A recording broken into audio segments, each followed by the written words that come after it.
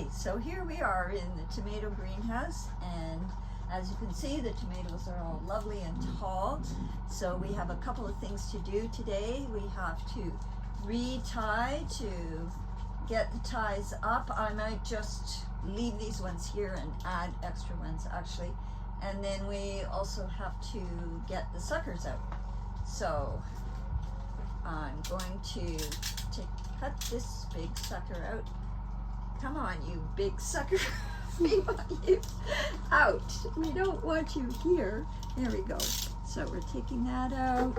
And there's a couple of smaller ones here that I can just pinch out with my fingers. And the reason we do this, of course, everybody knows, is to make the plant more productive with fruit. Now, I know last year there was advice going around to leave all your suckers and let your tomato plant bush out, but I'm still holding true to this method. I find I receive more production this way. So that's what I'm doing. I'm sticking to it. Okay, we just, oops. All right, no damage, no harm, no foul. The plant's all right. Okay, here we go. Cut another little bit off there. Okay, and let's see, are there any more that have to come off of that plant? Yeah, no, that looks good. So now I'm going to take, I have this, you know, you can use so many different things to tie tomatoes. Old sheets, for example, which I did for many years, but now I'm using this type of cord. It's nice and sturdy, easy to tie and untie. So that's my tie material of choice this year. So I'm going to just loop around there and tie that in. There we go. And then just tie around stakes.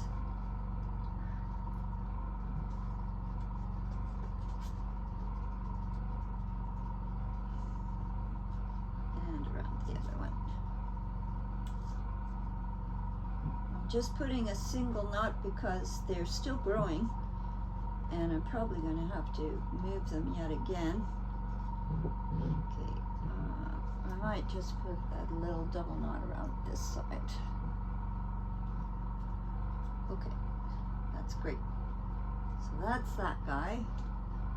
And you notice I have them all up on crates. There's a reason for that. The reason is that we are floating on the water, so there is a dampness that comes up from underneath. So especially earlier on in the season when the plants are younger, they need warmth, and having them up on the crates gives them that warmth. When they start to get super tall, then I will take the crates out and the pots will be flush with the floor of the greenhouse. Here we are in Pea Haven. As you can see, my peas are growing nice and tall, and they're producing a lot of peas.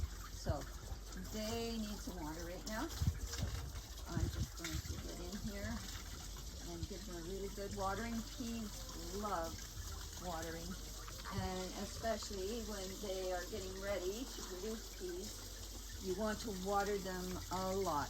That gives them lots of juiciness to grow nice peas with. So please water your peas. So here we go, giving them all a nice drink. It's been really windy here, and the wind really dries the peas out, and as you can see, I've got twine everywhere to prevent them from falling over. That's another thing we have to deal with out here, is the big wind knocking the peas over. But this year I think I got everything tied up in twine. They're on a bit of a slant, but they're not going to fall over. Good. That's good. Lots in there. And also in this same area, we've got nice cabbage here.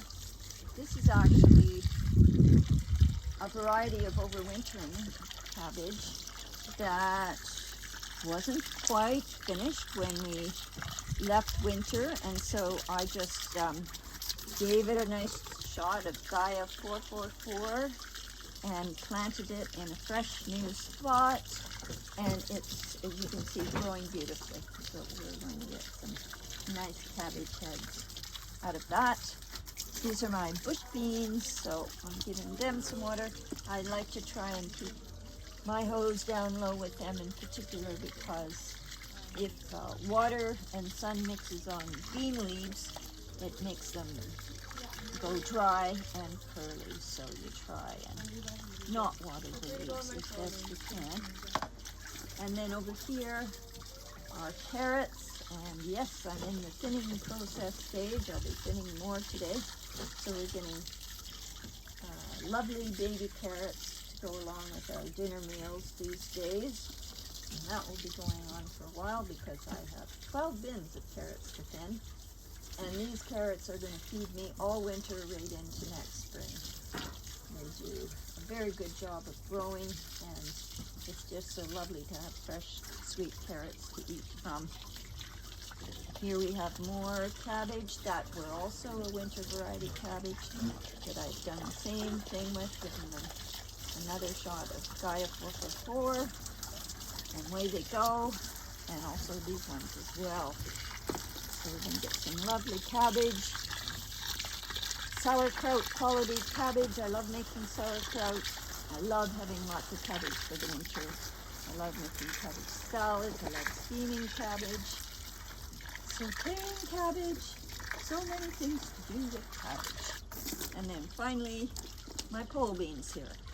I'm going to give them a nice water. They'll be very happy with that. And we're going to work on, I have tall poles that I stick in the center of the pole bean bins here with ropes that come off of them, or string I should say, not ropes. And then all the beans will happily climb up there. And I get lots of beans. And so maybe a little bit more over here, like so. A little more down to these carrots over here. So everybody in this section will feel they've had a nice drink.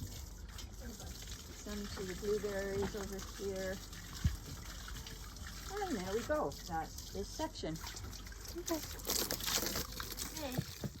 Well, now that I'm finishing up with the peas, I've got my garden work done, and I'm headed into the house to feed the dogs. Okay.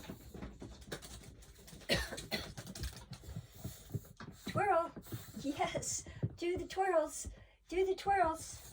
All right. I'll put you back here. Okay, I want you to twirl.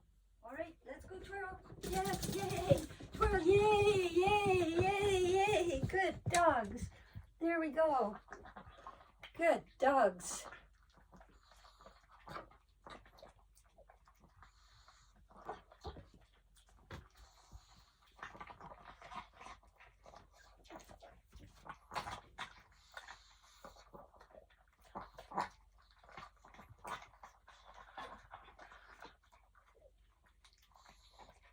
Okay, everybody, that's it for today.